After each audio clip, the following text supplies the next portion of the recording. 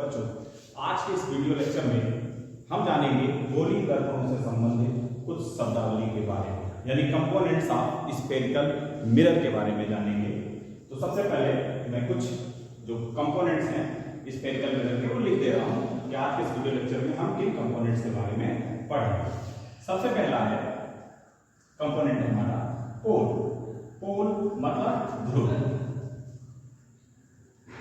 दूसरा कंपोनेंट हम लोग पढ़ेंगे centre of curvature.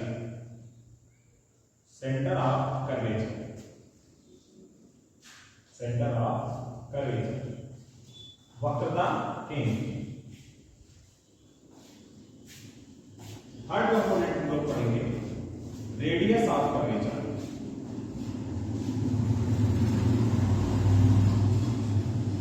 Radius of curvature, वक्रता त्रिज्या। वक्रता त्रिज्या। फोर्थ कंपोनेंट हम लोग पढ़ेंगे principal focus. Principal focus, Hindi में कहते हैं इसको मुख्य फोकस। और फिफ्थ कंपोनेंट हम लोग पढ़ेंगे प्रिंसिपल एक्सिस। प्रिंसिपल एक्सिस, मुख्य अक्ष।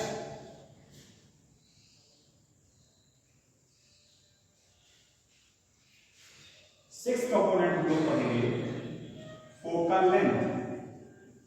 फोकल लेंथ यानी फोकस दूरी। फोकस दूरी। इसमें बच्चों एक जानकारी दे दूं मैं आपको, याद रखिएगा ये जो प्रिंसिपल फोकस है ये स्फेरिकल मिरर का कंपोनेंट नहीं होता, ठीक है। ये बाकी सब पहले से उपस्थित होंगे, लेकिन जो प्रिंसिपल फोकस है, मुख्य फोकस है, तो इसको पढ़ाएंगे इस वीडियो लेक्चर में। अगर इसी वीडियो लेक्चर में कंप्लीट हो गया तो इसी में, इसको नेक्स्ट वीडियो लेक्चर में तब बताएंगे प्रिंसिपल फोकस ऑब्टेन किया जाता है प्रिंसिपल एक्सिस पर, ठीक है। एक तरीके से ये कंपोनेंट नहीं होता स्फेरिकल मिरर का। तो आइए सबसे पहले सीरीज वाइज इसको डिफाइन कर लेते हैं। सबसे पहले हम बात करते हैं पोल की, कि स्फेरिकल मिरर का पोल क्या होता है। तो थोड़ा सा आपको रिकॉल करा दूं, कल हमने बात की थी स्फेरिकल मिरर। तो स्फेरिकल मिरर क्या थे? स्फेरिकल मिरर कांच के खोखले गोले के कटे हुए भाग। इसके खोखले गोले के भाग थे, कांच के खोखले गोले के कटे हुए भाग थे। जैसे हमने क्या किया, इसको मिड से मान लेते, इसको बिल्कुल बीचों बीच से ही कट कर दिया, तो ये हिस्सा क्या हो गया, ये अलग हो गया। अब अभी आप बताएं, ये जो हिस्सा हमने कांच के खोखले गोले का जो ये हिस्सा काटा है, क्या यह एक मिरर है? क्या यह स्फेरिकल मिरर है? जवाब होगा नहीं, क्योंकि अभी भी ये ग्लास का ही पार्ट है, ये मिरर नहीं है। मिरर कब बनेगा? जब हम इसकी दो में से एक सरफेस पर कलई कर देंगे।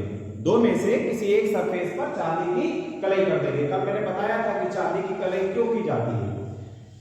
एक ये दबी हुई सतह है और एक क्या है, उभरी हुई सतह। अब हमने क्या किया, इसकी उभरी हुई सतह पर पेंट कर दिया, कलई कर दी। अब ये हो गया गोलीय दर्पण। और गोलीय दर्पण में कौन सा गोलीय दर्पण? ये होगा अवतल दर्पण। कौन सा दर्पण होगा? अवतल दर्पण, ठीक। अब इस हिस्से को अलग किया, इस वाले हिस्से को, और हमने क्या किया, आपके से जो दबी हुई सतह थी इसको पेंट कर दिया। तो ये कौन सा बना दर्पण? उत्तल दर्पण, ठीक। अवतल दर्पण में जो परावर्तक सतह होती है, जिसे रिफ्लेक्टिंग सरफेस कहते हैं, वो ये दबी हुई सतह होती है, ठीक। इसको अंग्रेजी में क्या कहते हैं? Concave mirror. Concave mirror, concave का मतलब क्या हो रहा है? एक तरीके से आप देखिए, जैसे हम किसी गुफा में प्रवेश कर रहे हैं, ये कॉनकेव मिरर क्यों कहला रहा है? कॉनकेव का मतलब जैसे किसी गुफा में प्रवेश कर रहे हैं, तो इसीलिए क्या है, इसको क्या कहा गया? Concave mirror. तो इसमें क्या होता है, इसमें जो दबी हुई सतह है ये क्या होती है? परावर्तक सतह। और इसमें जो ये उभरी हुई सतह है वो क्या होती है? परावर्तक सतह। एक बात यहां पर ध्यान देने वाली बात है कि अवतल दर्पण में जो परावर्तक सतह होती है वो उस कांच के खोखले गोले के सेंटर की ओर होती है। ध्यान से देखिए, जैसे इसमें हम बनाए इस हिस्से को हम क्या करते हैं, पेंट करते हैं। तो पेंट कर देंगे तो रिफ्लेक्टिंग सरफेस क्या होगी, रिफ्लेक्टिंग सरफेस ये होगी। और ये क्या है, ये जो हॉलो स्फीयर है ग्लास का, जो कांच का खोखला गोला है, ये रिफ्लेक्टिंग सरफेस क्या है, towards the centre of hollow sphere of glass. यानी अवतल दर्पण की परावर्तक सतह कांच के खोखले गोले के सेंटर की ओर है। और इसमें देखिए, अगर इस हिस्से को हम क्या बनाएं, इस हिस्से को मान लीजिए इसको हमने कट कर लिया और इसको हम उत्तल बनाएं, तो उत्तल बनाने के लिए क्या करेंगे, इस हिस्से पर हम पेंट करेंगे। तो इस हिस्से पे जब पेंट करेंगे तो रिफ्लेक्टिंग सरफेस क्या है, reflecting surface outside the centre of hollow sphere of glass है। यानी उत्तल दर्पण की परावर्तक सतह जो है वो इस कांच के खोखले गोले के केंद्र के बाहर की ओर, ठीक है। इसमें रिफ्लेक्टिव सरफेस कहां होगी, बाहर की ओर, और इसमें रिफ्लेक्टिव सरफेस कहां होगी, भीतर की ओर। तो ये कल वीडियो लेक्चर में आपको पढ़ाया गया था, मैंने छोटा सा इसको रिकॉल कर दिया जब कंपोनेंट्स ऑफ स्फेरिकल मिरर पढ़ने जा रहे हैं। अब बात करते हैं हम लोग सबसे पहले गोलीय दर्पण के ध्रुव की, यानी पोल ऑफ मिरर। तो देखिए, पोल ऑफ मिरर को पढ़ने से पहले एक टर्म है उसको समझना जरूरी है, अपर्चर। अपर्चर हिंदी में से कंफर्म कर लीजिएगा, द्वारक, ठीक है। अपर्चर को पढ़ना जरूरी है। तो अपर्चर क्या है, इसको समझिए। अभी हमने क्या बात की थी कि गोलीय दर्पण कांच के खोखले गोले के क्या होते हैं, कटे हुए भाग होते हैं।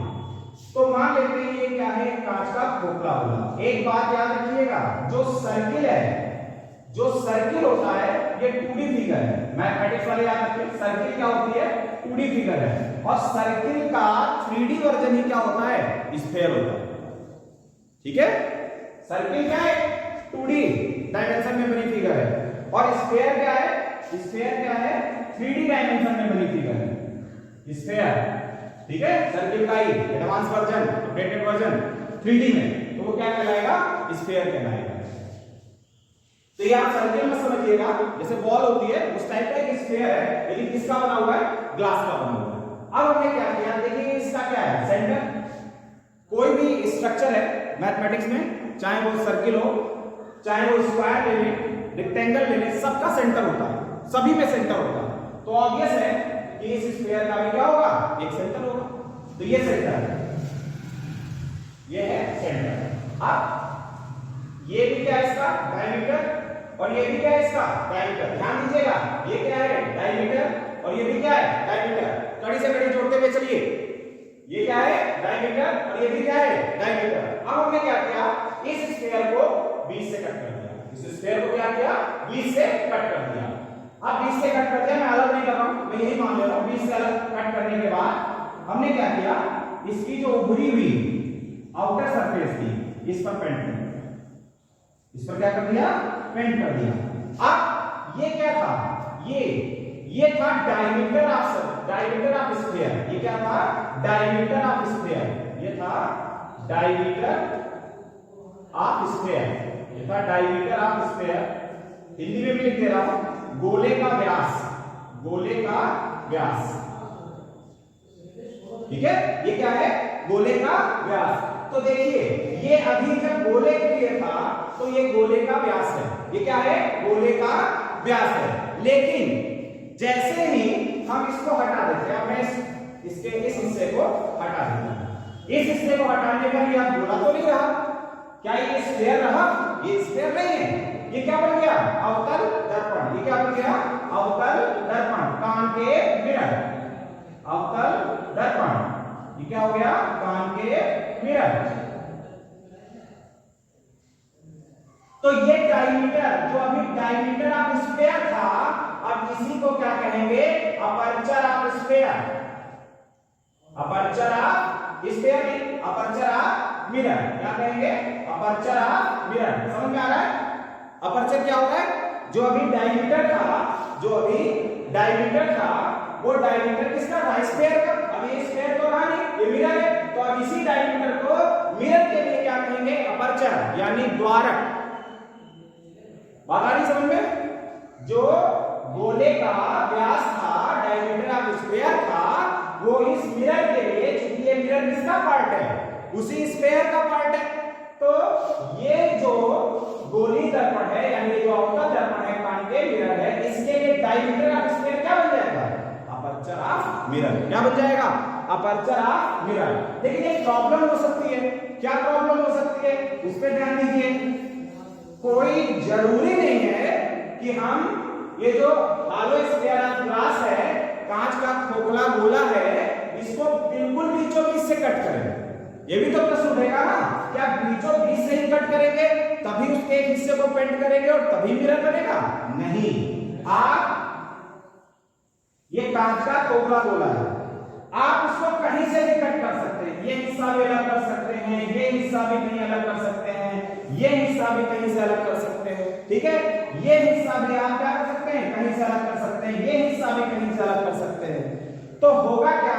ध्यान दीजिएगा, अगर हमने मान लिया ये छोटा सा हिस्सा अलग किया, देखिएगा ये छोटा सा हिस्सा इसका अलग किया और एक तरफ पेंट करने पर, एक तरफ हमने पेंट किया, कॉन्केव मिरर बनाया। अब क्या होगा? अब इसका अपर्चर क्या होगा? अब इसका अपर्चर क्या होगा? तो यहां पर क्या करेंगे? ध्यान से देखिए, इसका रिफ्लेक्टिंग सरफेस एरिया कहां तक है? रिफ्लेक्टिंग सरफेस एरिया कहां तक है? तो ये देखिए, रिफ्लेक्टिंग सरफेस एरिया यहां से लेकर यहां तक है, यहां से लेकर यहां तक है। तो ये किस क्या बन जाएगा? ये अपर्चर ऑफ मिरर हो जाएगा। क्या हो जाएगा बच्चों? ये aperture of mirror, aperture of concave mirror, aperture of concave mirror हो जाएगा। द्वारक कहते हैं इसको हिंदी में। बात समझ में आ रही है? जितना ये इसका रिफ्लेक्टिंग सरफेस एरिया है, जितना ये परावर्तक सतह है, हिंदी में याद रखें, जितना ये परावर्तक सतह है, वो परावर्तक सतह है, यहां से लेकर यहां तक जितना है, इसे क्या करेंगे? Aperture of concave mirror. ठीक? तो हमेशा याद रखिएगा, अगर इसकी रिफ्लेक्टिव सरफेस का एरिया डायमीटर से छोटा हो जाता है, इसीलिए हम एक रिलेशन का यूज करते हैं वहां पर, R equal to 2F, R equal to 2F का यूज करते हैं।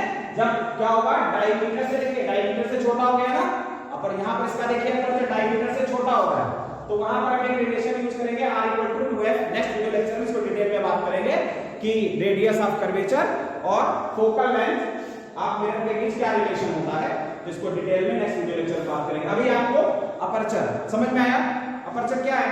एक बार फिर से रिमाइंड कर रहा हूं कि अगर कांच के खोखले गोले को बिल्कुल बीचों बीच से कट कर दें, तो जो इसका डायमीटर होता है, जो हालो स्फीयर का डायमीटर होता है, वो मिरर के लिए क्या बन जाता है? अपर्चर बन जाता है। इसको दूसरी तरीके से समझेंगे, कोई जरूरी नहीं है कि हम बीचों बीच से कांच के खोखले गोले को कट करें, कहीं से भी छोटा हिस्सा भी ले सकते हैं।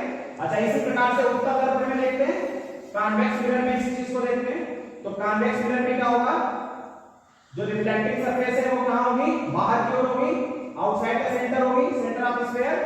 अब देखिए, ये इसमें रिफ्लेक्टिंग सरफेस एरिया कहां से कहां तक है? ये इतना हिस्सा क्या है? ये रिफ्लेक्टिंग सरफेस एरिया है। तो यहां से लेकर के यहां तक ये क्या होगा? That is aperture of convex mirror. इसे क्या कहेंगे? Aperture of convex mirror. इस हिस्से को कहेंगे aperture of convex mirror, convex mirror.